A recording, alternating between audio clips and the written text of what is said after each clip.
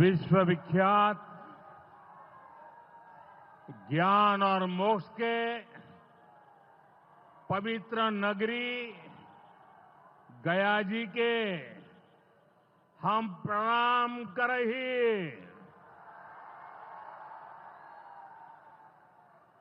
विष्णुपद मंदिर के ई गौरवशाली भूमि पर अपने सबके अभिनंदन करत ही बिहार के राज्यपाल आरिफ मोहम्मद खान जी, यहां के लोकप्रिय मुख्यमंत्री नीतीश कुमार जी, केंद्रीय मंत्रिमंडल के मेरे सहयोगी जीतन राम मांझी जी, राजीव रंजन सिंह, चिराग पासवान जी, रामनाथ ठाकुर जी, नित्यानंद राय जी, सतीश चंद्र दुबे जी, राजभूषण चौधरी जी, डिप्टी सीएम सम्राट चौधरी जी, विजय कुमार सिन्हा जी, बिहार सरकार के मंत्रीगण, संसद में मेरे साथी उपेंद्र कुशवाहा जी, अन्य सांसदगण और बिहार के मेरे प्यारे भाइयों और बहनों, गया जी की ये धरती अध्यात्म और शांति की धरती है। ये भगवान बुद्ध को बोध कराने वाली पावन भूमि है। गया जी की आध्यात्मिक और सांस्कृतिक विरासत बहुत प्राचीन है, बहुत समृद्ध है। यहां के लोगों की इच्छा थी कि इस नगरी को गया नहीं, गया जी कहा जाए। मैं इस निर्णय के लिए बिहार सरकार का अभिनंदन करता हूं। मुझे खुशी है कि गया जी के तेज विकास के लिए बिहार की डबल इंजन सरकार लगातार काम कर रही है। भाइयों बहनों, आज भी गया जी की पावन भूमि से एक ही दिन में 12,000 करोड़ रुपए की परियोजनाओं का लोकार्पण या शिलान्यास हुआ है। इनमें ऊर्जा, स्वास्थ्य और शहरी विकास के जुड़े कई बड़े प्रोजेक्ट्स हैं। इनसे बिहार के उद्योगों को ताकत मिलेगी और युवाओं के लिए रोजगार के नए अवसर भी बनेंगे। मैं इन परियोजनाओं के लिए बिहार के लोगों को बधाई देता हूं। बिहार में बेहतर स्वास्थ्य सुविधाओं के लिए आज यहां हॉस्पिटल और रिसर्च सेंटर का उद्घाटन भी हुआ है।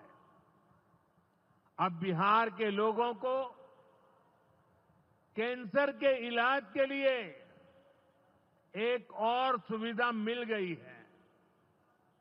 साथियों, गरीब के जीवन से मुश्किलें दूर करना,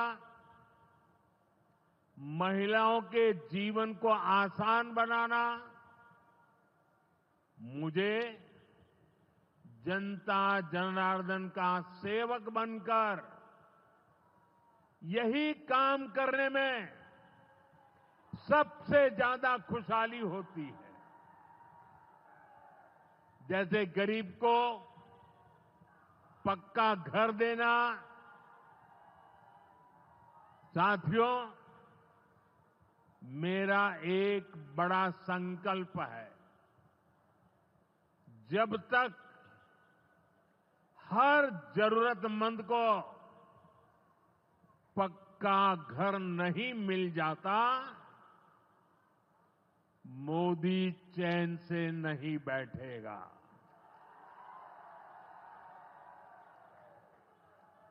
इसी सोच के साथ पिछले 11 साल में 4 करोड़ से अधिक गरीबों को पक्के घर बनाकर दे दिए गए। अकेले हमारे बिहार में 38 लाख से अधिक आवास बनाए गए। गया जिले में भी 2 लाख से अधिक परिवारों को अपना पक्का घर मिला है। और हमने सिर्फ घर यानी 4 दीवारें नहीं दी, बल्कि उन घरों के साथ गरीब को उसका स्वाभिमान दिया है। इन घरों में बिजली, पानी, शौचालय और गैस कनेक्शन की सुविधाएं दी हैं। यानी गरीब परिवारों की भी सुविधा, सुरक्षा और सम्मान से जीने की गारंटी मिली है।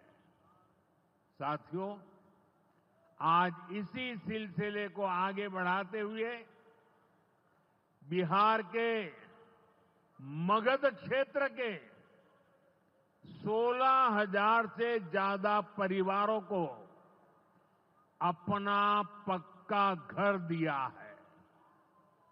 यानी इस बार इन परिवारों में दिवाली और छठ पूजा की रौनक और ज्यादा होगी। मैं अपना घर पाने वाले सभी लाभार्थी परिवारों को बहुत बहुत बधाई देता हूं। और जो लोग अब भी पीएम आवास योजना के लाभ से छूट गए हैं, मैं उन्हें विश्वास दिलाता हूं कि पीएम आवास का अभियान तब तक जारी रहेगा जब तक हर गरीब को अपना पक्का घर नहीं मिल जाता। साथियों, बिहार चंद्रगुप्त मौर्य और चाणक्य की धरती है। जब जब किसी दुश्मन ने भारत को चुनौती दी है, बिहार देश की ढाल बनकर खड़ा हुआ है। बिहार की धरती पर लिया हुआ और संकल्प, ये धरती की ताकत है। इस धरती पर लिया गया हर संकल्प कभी खाली नहीं जाता। और इसलिए तो भाइयों बहनों, जब कश्मीर के पहलगाम में आतंकी हमला हुआ था, हमारे निर्दोष नागरिकों को उनका धर्म पूछ करके मारा गया, मैंने बिहार की इसी धरती से आतंकवादियों को मिट्टी में मिलाने की बात कही थी। आज दुनिया देख रही है, बिहार की धरती से लिया गया वो संकल्प पूरा हो चुका है। आपको याद होगा, उधर से पाकिस्तान हम पर ड्रोन हमले कर रहा था, मिसाइलें दाग रहा था और इधर भारत पाकिस्तान की मिसाइलों को हवा में तिनके की तरह बिखेर रहा था। पाकिस्तान की एक भी मिसाइल हमें नुकसान नहीं पहुंचा पाई। साथियों, ऑपरेशन सिंदूर ने भारत की रक्षा नीति की नई लकीर खींच दी है। अब भारत में आतंकवादी भेजकर हमले करा के कोई बच नहीं सकेगा। आतंकवादी चाहे पाताल में क्यों न छिप जाए, भारत की मिसाइलें उन्हें दफन करके रहेगी। साथियों, बिहार का तेज विकास केंद्र की एनडीए सरकार की बहुत बड़ी प्राथमिकता है। इसलिए आज बिहार चौतरफा विकास के रास्ते पर आगे बढ़ रहा है।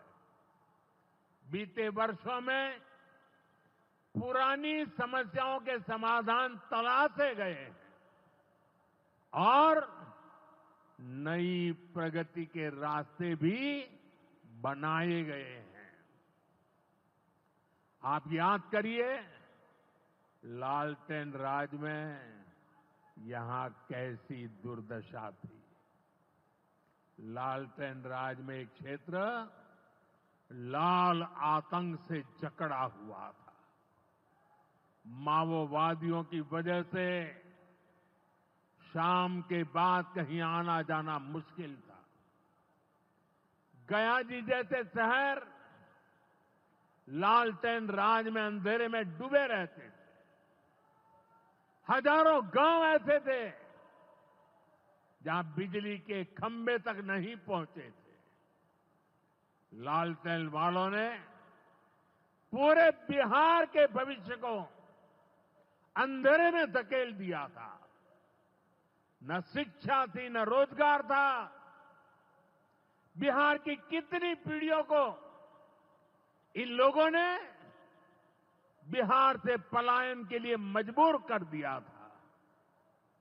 साथियों, बिहार के लोगों को आरजेडी और उनके साथी सिर्फ अपना वोट बैंक मानते हैं। उन्हें गरीब के सुख दुख, गरीब के मान सम्मान से कोई मतलब नहीं है। आपको याद होगा, कांग्रेस के एक मुख्यमंत्री ने मंच से कह दिया था कि अपने राज्य में बिहार के लोगों को घुसने नहीं देंगे। बिहार के लोगों से कांग्रेस की इतनी नफरत, बिहार के लोगों के प्रति इतनी घृणा, और कोई भूल नहीं सकता। कांग्रेस का बिहार के लोगों के प्रति त्याग, जो दुर्व्यवहार देखने के बाद भी यहां आरजेडी वाले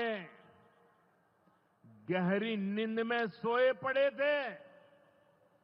भाइयों बहनों, बिहार की एनडीए सरकार कांग्रेस और इंडी गठबंधन वालों के इस नफरती अभियान का जवाब दे रही है।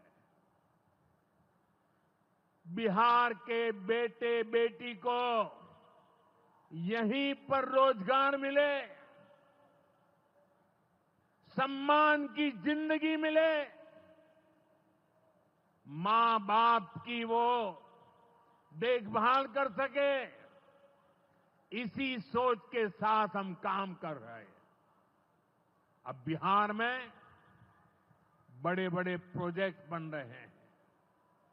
गयाजी जिले के डोभी में बिहार का सबसे बड़ा इंडस्ट्रियल एरिया तैयार हो रहा है।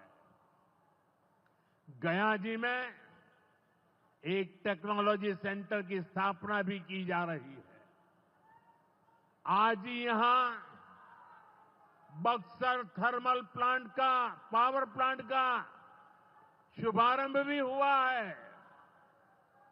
कुछ ही महीने पहले मैंने औरंगाबाद में भी Nabinagar super thermal power project की आधारशिला रखी थी। भागलपुर के पीरपैंती में भी नया थर्मल पावर प्लांट बनेगा। इस पावर प्लांट से बिहार में बिजली की आपूर्ति बढ़ेगी। और आप सब जानते हैं, जब बिजली उत्पादन बढ़ता है तो क्या होता है?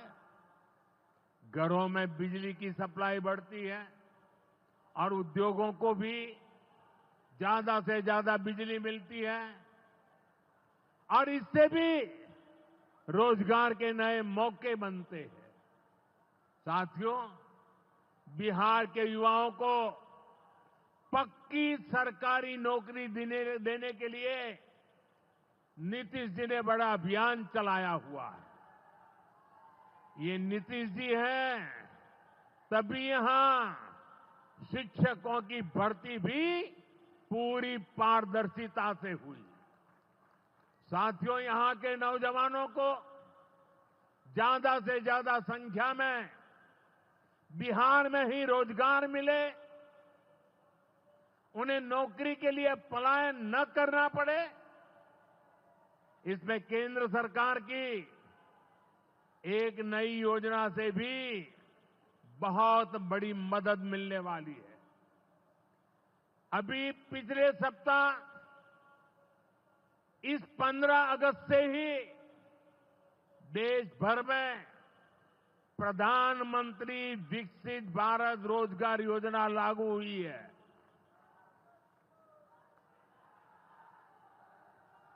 इसके तहत हमारे युवा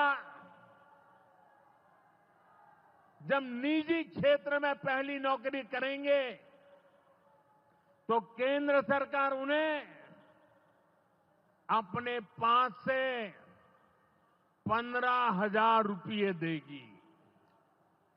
जो प्राइवेट कंपनियां युवाओं को रोजगार देगी, उन्हें भी अलग से पैसे सरकार देगी। इस योजना का बहुत बड़ा लाभ बिहार के मेरे युवाओं को भी होगा। साथियों, हमारे देश में कांग्रेस हो, आरजेडी हो, इनकी सरकारों ने कभी जनता के पैसे का मोल नहीं समझा। इनके लिए जनता के पैसे का मतलब रहा है खुद की तिजोरी भरना। इसलिए कांग्रेस आरजेडी की सरकारों में सालों साल तक परियोजनाएं पूरी नहीं होती थी। कोई योजना जितनी थी उतना उसमें ये पैसे कमा लेते थे। अब इस गलत सोच को भी एनडीए सरकार ने बदल दिया है।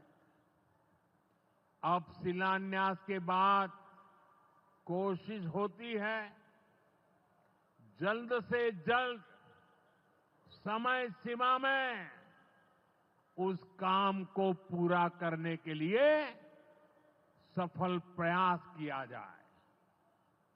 आज का एक कार्यक्रम इसका भी एक शानदार उदाहरण है। औटा सिमरिया सेक्शन का शिलान्यास करने का सौभाग्य बिहार के लोगों ने मुझे दिया था।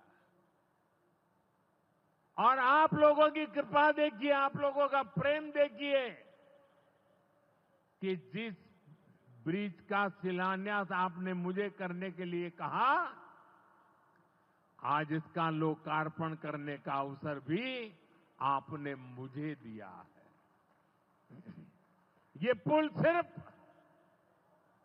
सड़कों को नहीं, पूरे उत्तर और दक्षिण बिहार को जोड़ने का काम करेगा। जो भारी वाहन पहले गांधी सेतु से होकर 150 किलोमीटर का लंबा चक्कर काटते थे, अब सीधा रास्ता पाएंगे। इससे व्यापार तेज होगा, उद्योगों को ताकत मिलेगी और तीर्थयात्रियों का भी पहुंचना आसान होगा। विकास के जिन प्रोजेक्ट की नींव एनडीए सरकार में रखी जाती है, वो पूरा होकर रहेंगे, ये बात पक्की है। साथियों, एनडीए की डबल इंजन सरकार यहां रेलवे के विकास के लिए भी तेजी से काम कर रही है। अमृत भारत स्टेशन योजना के तहत गयाजी रेलवे स्टेशन को आधुनिक बनाया जा रहा है। इससे गयाजी रेलवे स्टेशन पर यात्रियों को एयरपोर्ट जैसी सुविधाएं मिलेगी। आज गया वो शहर है जहां राजधानी, जनशताब्दी और made in India Vande Bharat ट्रेनों की सुविधा उपलब्ध है। गया जी सासाराम, प्रयागराज, कानपुर होते हुए दिल्ली तक सीधा कनेक्शन बिहार के युवाओं को, यहां के किसानों को, यहां के व्यापारियों के लिए नई संभावनाएं बना रहा है। भाई और बहनों, आपके आशीर्वाद से, देश के अटूट भरोसे के कारण साल 2014 में प्रधानमंत्री के तौर पर शुरू हुआ मेरा सेवा काल, ये सेवा काल निरंतर जारी है। इतने वर्षों में हमारी सरकार पर भ्रष्टाचार का एक भी दाग नहीं लगा। जबकि आजादी के बाद कांग्रेस की सरकारें जो 60-65 साल तक सरकार में रही है, उनके भ्रष्टाचार की लंबी लिस्ट है। आरजेडी का भ्रष्टाचार तो बिहार का बच्चा बच्चा जानता है। मेरा साफ मानना है कि भ्रष्टाचार के विरुद्ध लड़ाई को अगर अंजाम तक पहुंचाना है तो कोई भी कार्रवाई के दायरे से बाहर नहीं होना चाहिए। आप सोचिए, आज कानून है कि अगर किसी छोटे सरकारी कर्मचारी को 50 घंटे तक हिरासत में रख दिया तो अपने आप वो सस्पेंड हो जाता है। ड्राइवर हो, छोटा क्लार्क हो, प्यून हो, उसकी जिंदगी हमेशा हमेशा के लिए तबाह हो जाती है। लेकिन अगर कोई मुख्यमंत्री है, कोई मंत्री है, कोई प्रधानमंत्री है, तो वो जेल में रह करके भी सत्ता का सुख पा सकता है। ये कैसे हो सकता है? हमने कुछ समय पहले ही देखा है कि कैसे जेल से ही फाइलों पर साइन किए जा रहे थे, जेल से ही सरकारी आदेश निकाले जा रहे थे। नेताओं का अगर यही रवैया रहेगा तो ऐसे भ्रष्टाचार के विरुद्ध लड़ाई कैसे लड़ी जा सकती है। साथियों, संविधान हर जनप्रतिनिधि से ईमानदारी और पारदर्शिता की उम्मीद करता है। हम संविधान की मर्यादा को तार तार होते नहीं देख सकते। इसलिए एनडीए सरकार भ्रष्टाचार के खिलाफ एक ऐसा कानून लाई है जिसके दायरे में देश का प्रधानमंत्री भी है। इस कानून में मुख्यमंत्री और मंत्रियों को भी शामिल किया गया है। जब ये कानून बन जाएगा तो प्रधानमंत्री हो या मुख्यमंत्री या फिर कोई भी मंत्री, उसे गिरफ्तारी के 30 दिन के अंदर जमानत लेनी होगी और अगर जमानत नहीं मिली तो 31वें दिन उसे कुर्सी छोड़नी पड़ेगी।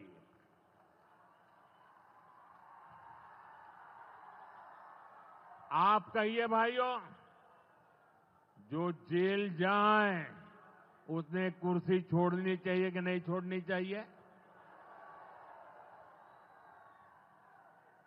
क्या वो कुर्सी पर बैठे रह सकता है क्या?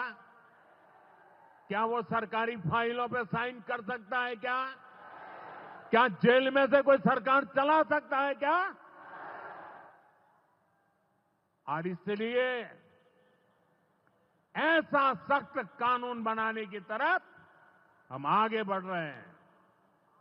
लेकिन साथियों, ये आरजेडी वाले, ये कांग्रेस वाले, ये लेफ्ट वाले इस कानून का विरोध कर रहे हैं। ये बहुत गुस्से में है और कौन नहीं जानता उनको किस बात का डर है। जिसने पाप किया होता है वो अपने पाप को दूसरों से छुपाता है, लेकिन खुद को भीतर से जानता है कि क्या खेल खेला है। इन सब का भी यही हिसाब है। ये आरजेडी और कांग्रेस वाले कोई बेल पर बाहर है, कोई रेल के खेल में अदालत के चक्कर लगा रहा है, और जो जमानत पे बाहर घूम रहे हैं वे आज इस कानून का विरोध कर रहे हैं। इन्हें लगता है कि अगर जेल चले गए तो इनके सारे सपने चकनाचूर हो जाएंगे, और इसलिए सुबह शाम ये लोग मोदी को भांति भांति की गाली दे रहे हैं और इतने बौखलाए हुए हैं कि इस जनहित के कानून का विरोध कर रहे हैं। हमारे राजेंद्र बाबू बाबा साहब आंबेडकर ने कभी सोचा भी नहीं था, कभी कल्पना भी नहीं की होगी कि सत्ता के भूखे लोग भ्रष्टाचार करेंगे और जेल जाने पर भी कुर्सी से चिपके रहेंगे। लेकिन अब भ्रष्टाचारी जेल भी जाएगा और उसकी कुर्सी भी जाएगी। भारत को भ्रष्टाचार से मुक्त होने का संकल्प देश के कोटि कोटि लोगों का है। ये संकल्प सिद्ध होकर रहेगा। साथियों, मैंने लाल किले से एक और खतरे की बात की है, और ये खतरा बिहार पर भी है। देश में घुसपैठियों की बढ़ती संख्या चिंता का विषय है। बिहार के सीमावर्ती जिलों में तेजी से डेमोग्राफी बदल रही है। इसलिए एनडीए सरकार ने तय किया है कि देश का भविष्य घुसपैठियों को नहीं तय करने देंगे। घुसपैठियों को बिहार के युवाओं के रोजगार नहीं छीनने देंगे। जिन सुविधाओं पर भारतीय लोगों का अधिकार है, उस पर घुसपैठियों को डाका नहीं डालने देंगे। इस खतरे से निपटने के लिए मैंने डेमोग्राफी मिशन शुरू करने की बात कही है। बहुत जल्द ये मिशन अपना काम शुरू करेगा। हम हर घुसपैठियों को देश से बाहर करके ही रहेंगे। आप मुझे बताइए, एक घुसपैठियों को निकालना चाहिए कि नहीं निकालना चाहिए? क्या ये घुसपैठिए आपका रोजगार छीनने आपको मंजूर है? एक घुसपैठिया आपकी जमीन पे कब्जा कर ले आपको मंजूर है? एक घुसपैठिया आपका हक छीन ले आपको मंजूर है? बिहार के आप सभी लोग देश के भीतर बैठे घुसपैठियों के समर्थकों से भी सावधान रहिए। जान जाइए कौन घुसपैठियों के साथ खड़ा है। कांग्रेस और आरजेडी जैसे दल बिहार के लोगों का हक छीनकर घुसपैठियों को देना चाहते हैं। तुष्टीकरण के लिए, वोट बैंक को बढ़ाने के लिए कांग्रेस आरजेडी वाले कुछ भी कर सकते हैं, इतने ही नीचे जा सकते हैं। इसलिए बिहार के लोगों को बहुत सतर्क रहना है। साथियों, हमें हमारे बिहार को कांग्रेस आरजेडी की बुरी नजर से बचाकर रखना है। बिहार के लिए ये समय बहुत अहम है। बिहार के युवाओं के सपने पूरे हो, बिहार के लोगों की आकांक्षाओं को नई उड़ान मिले, इसके लिए केंद्र सरकार और नीतीश जी के साथ हम कंधे से कंधा मिलाकर बिहार के कल्याण के लिए काम कर रहे हैं। बिहार में विकास की गति बनी रहे, इसके लिए डबल इंजन की सरकार लगातार मेहनत कर रही है। आज के विकास प्रोजेक्ट इसी दिशा में महत्वपूर्ण कदम है। मैं एक बार फिर इन परियोजनाओं के लिए बिहार को बहुत बहुत बधाई देता हूं। मेरे साथ बोलिए, भारत माता की, भारत माता की, भारत माता की। बहुत बहुत धन्यवाद।